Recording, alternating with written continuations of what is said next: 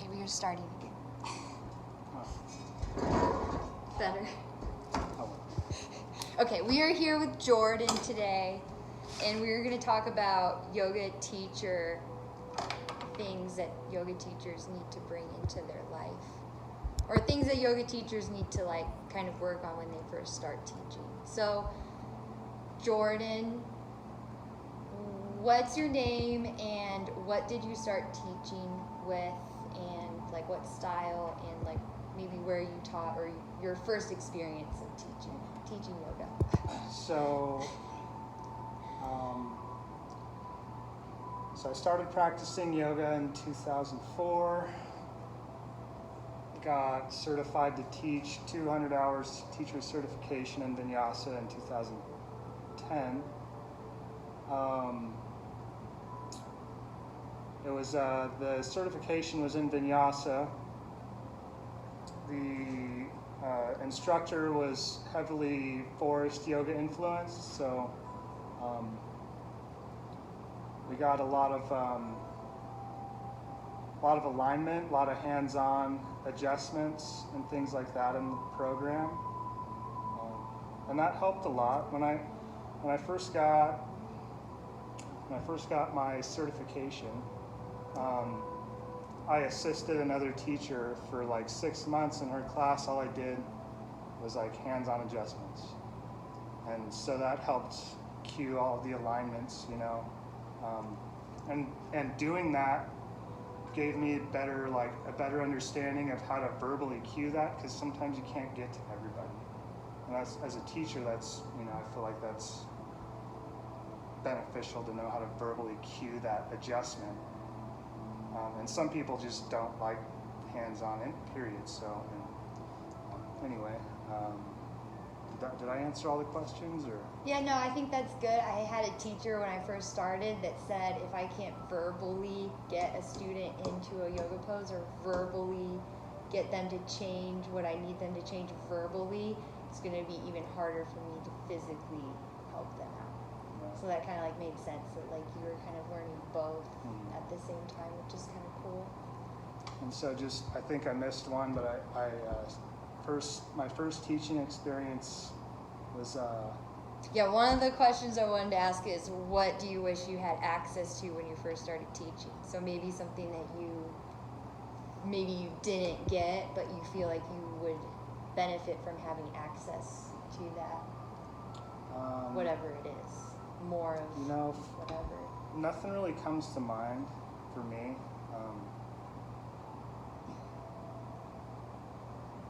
Because I don't know, I guess I feel like I got a pretty well-rounded education. We focused on ethics, and we focused on, you know, even the one thing that I think is missed is the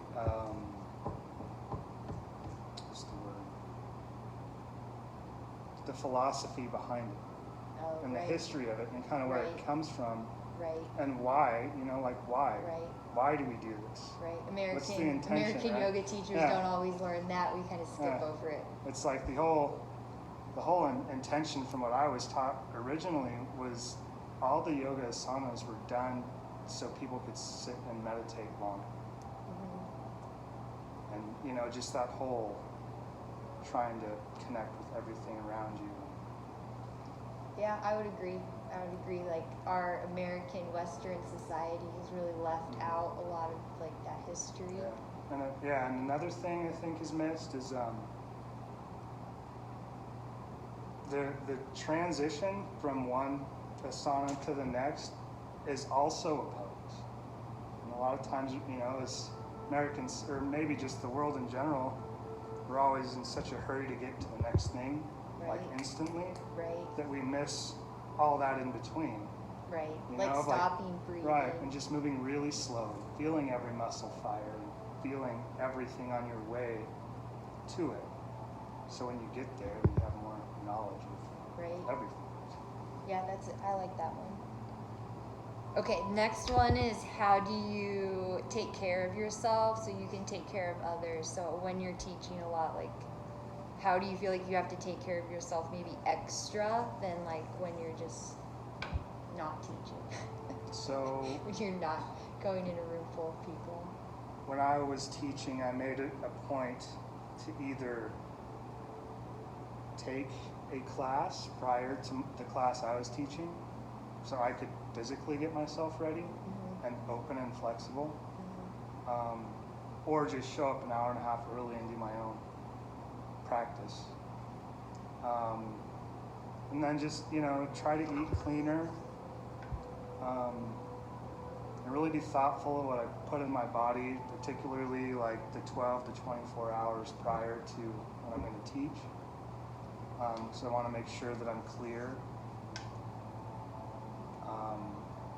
and like centered, because if I'm not, then in a way I'm putting all the students at risk because I'm outside of my center, so I'm off balance, and I'm more likely to dump maybe some of my energetic mess onto or leave that with somebody else, and I don't want to do that. So Right, it's a real thing. it's just a real thing. really trying to make sure that's that's what this tattoo is about, is reminding me to stay here. And that's why I put it there over my heart. So when I look in the mirror every day, it's a reminder, like, stay in your center. Because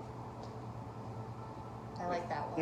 if you're not in your center, then you and the other risk of that, not only leaving your energetic baggage with somebody else, but if you're not in your center, then you risk becoming that which you seek to help. So Right.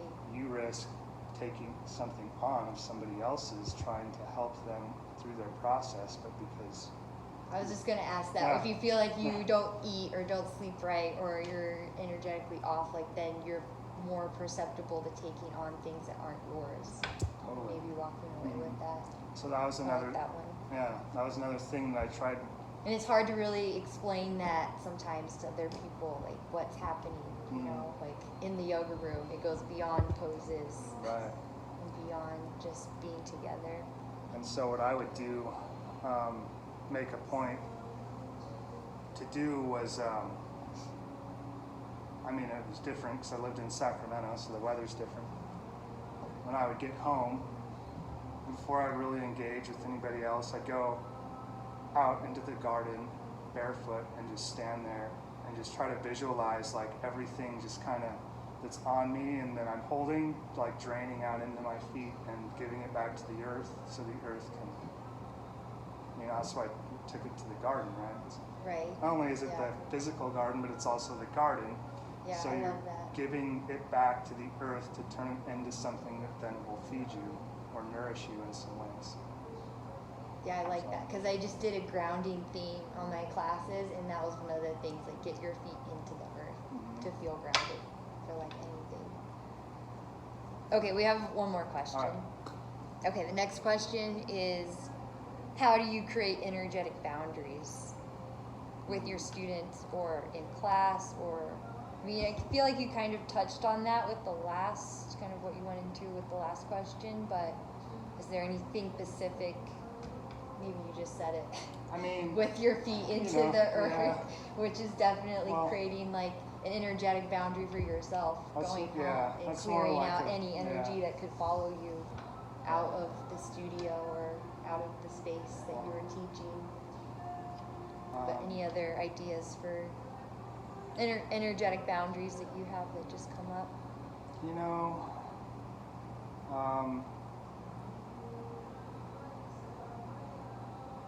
Just, like you don't have to agree with everything that everybody tells you. Just to be nice. Yeah, Right. and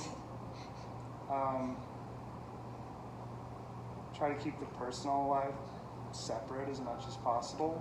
Yeah. Because let's face it, we're all human, we're all flawed, and as yoga instructors, there's like this persona or whatever, like this projected image that like we're perfect, and we've attained like this, we've attained it all, and now we're here to help. Well, we're still all making mistakes too, so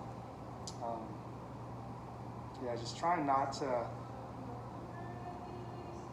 to create that, to cross that boundary too much of personal versus business, because people can start to form their own opinions about you as an instructor, as a person. So Yeah, that's true. I feel like that's true with any Just job. try to really try to almost like see beyond the words that people are using to describe whatever they're going through, and you know, sometimes you can kind of it's interesting because it's almost like if you pay enough attention, you can see that energy or whatever you want to call it being held in their body in the poses that we go through, like, you know, they're tight in their hips, and for example, and you know, we're taught hips are emotional and historical, like unresolved traumas.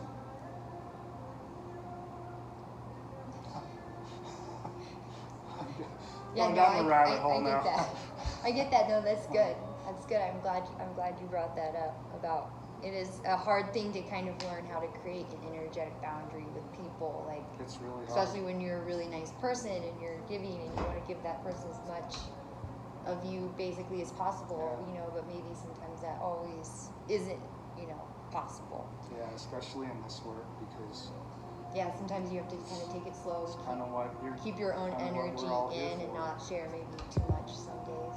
So we're here trying to help people through the things that they're struggling with, so they can grow as people. Right. So, you know, try not to pick it up or take it on, but recognize that it's going to happen. So you have to have a process to then release it. Right. So what is one thing you would tell someone that's like maybe wants to teach yoga, maybe he's never taught yoga, or maybe just took a teacher training and wants to start going into the room? What is one thing that you would just kind of say to them as like a guide or something that you would suggest for them to keep in mind while they're starting their classes? I know it's kind of a hard question, Yeah, it but is. You know, I guess the most important thing that I would say, because it really resonated with me, one of the things that my teachers told me is we cue breath a lot in yoga. And so she'd say, so you just cued an inhale. And I'd say, yeah. And she'd say, now you inhale. Right? So it's like that taking care of yourself thing, right? that's a good one. Like if you're telling someone to breathe, also stop, take a second, Right. breathe. So you're not like speaking on like a bottom of your breath. Yeah, it's like now take a deep inhale and then you inhale. And then you're on pace with that. And then take it Yeah. and then exhale and then you exhale. And it's I like that one. Yeah. That's really good. That's good feedback for someone teaching. Because I feel like new teachers Yeah. are kind of like that, try to spit everything out. And then they almost talk over their words, and then it's like, when they're feeling dizzy, lightheaded, maybe. Mhm. So like, I got a lot dizzy in the beginning of my teaching, and I feel like part of it was not breathing, like you Mhm. just said, not taking that second to Right. stop and breathe and continue. And then, yeah, just anybody wanting to